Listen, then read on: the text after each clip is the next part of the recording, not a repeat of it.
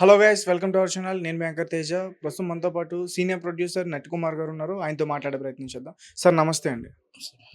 So ఇప్పటివరకు విజయసాయి రెడ్డి గారి మీద చాలా తీవ్రమైన ఆరోపణలు వచ్చినాయి. ఒక పక్క శాంతి గారు, ఒక పక్క మధుమోహన్ గారు, ఇద్దరు కూడా వాళ్ళిద్దరు వెర్షన్స్ అయితే ఇప్పటివరకు చెప్పడం చూసాం. అండ్ రీసెంట్గా మీరు దీనికి సంబంధించి ప్రెస్ మీట్ పెట్టారు. అంటే దేని గురించి చర్చించడానికి ప్రధానంగా? అదేం లేదండి. మామూలుగా ఏంటంటే ఇది ఇప్పుడు ప్రెస్ మీట్ పెట్టానంటే నాకు టీడీపీ సానుభూతిపరుడుగా ఆంధ్ర రాష్ట్రంలో ఉన్నాను కాబట్టి ఏం జరిగింది ఏంటి ఇప్పుడు ఆయన తప్ప ఈయన తప్ప అందుకని నాకు గతంలో ఉన్న కొన్ని ఇన్సిడెన్సెస్ ఉన్నాయి.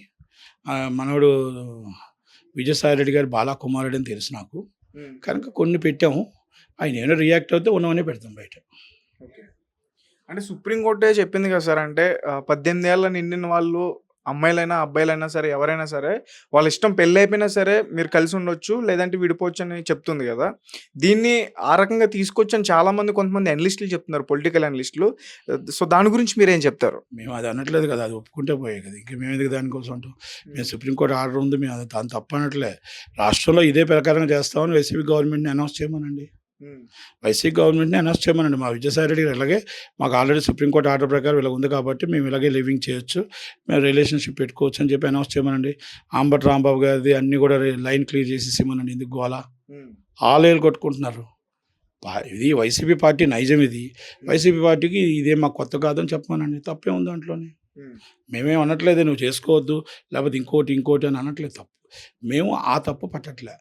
ఆమెను ఎందుకు ఇచ్చారు జాబు, ఎందుకు సస్పెండ్ చేశారు, ఈ అమ్మాయికి ఎందుకు ట్రస్ట్ బోర్డు ఇచ్చారు, ఎందుకు సస్పెండ్ చేశారు, దీంట్లో 140 కోట్ల మందికి జనాభాకి రాజ్యసభ సభ్యుడు కదా మీరు, మరి ఈ విధంగా మీకు టోటల్గా ఇంత మంచి రిలేషన్షిప్స్ ఉన్నాయి కదా అని అడుగుతున్నాం. అంతే తప్ప ఆయన ఏ రిలేషన్లో ఉన్నాడో మాకేం తెలుసు, మాకేం సంబంధం. అంటే మదన్మోహన్ గారు ఖచ్చితంగా డిఎన్ఏ టెస్టులకి రావాలి అని చెప్పేసి ఆయన చాలా గట్టిగానే ప్రయత్నిస్తున్నారు. అంటే వచ్చే అవకాశం ఉంటుందా? ఒక పొలిటికల్ లీడర్, ఆయన చాలా హోదా తగ్గ మనిషి కూడా. ఆయన ఇప్పుడు ఆ తండ్రిగా బాధ ఉంది. తండ్రిగా ఈ పిల్లలు నాది కాదు, ఆయన పిల్లలని ఆయన అనుకుంటున్నాడు.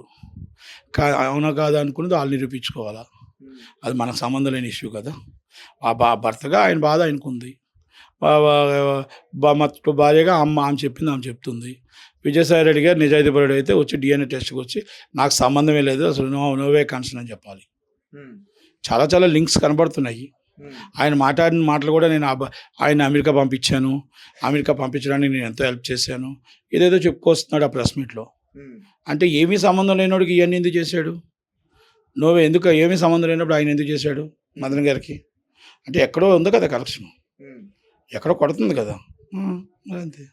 అంటే ఆయన కూడా ఏం చెప్తున్నారంటే, ఒక రకంగా టీడీపీకి సంబంధించిన కొన్ని మీడియా ఛానల్స్ కావాలని ఇలాంటి ప్రచారం చేస్తుందని చెప్పేసి ఆయన ఒక రకంగా చెప్తున్నాడు. ఇప్పుడు ఆయన పెట్టిన ప్రెస్ మీట్లోనే ఆయనే అన్నాడు, మదన్ గారు అమెరికా వెళ్ళడానికి స్కాలర్షిప్ కావాలన్నాడు. మా వాళ్ళకి చెప్పా, అది వెళ్ళమని చెప్పాను, అమెరికా వెళ్ళాడు.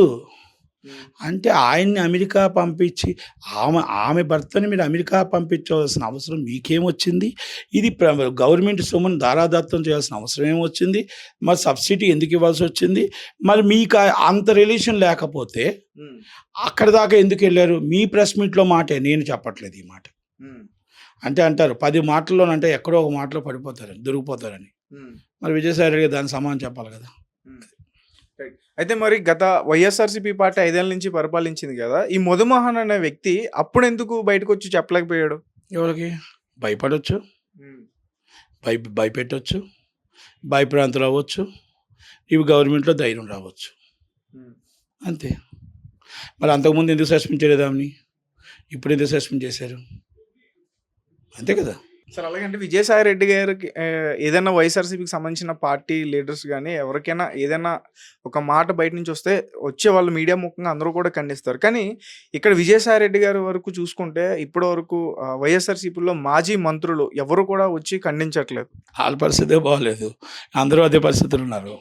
ఒక్కొక్కరు ఒక్కొక్క లింకుల్లో ఉన్నారు. మా లింకులు ఎక్కడ బయట పడతాయని భయంతో ఉన్నారు. అది. Thank you so much.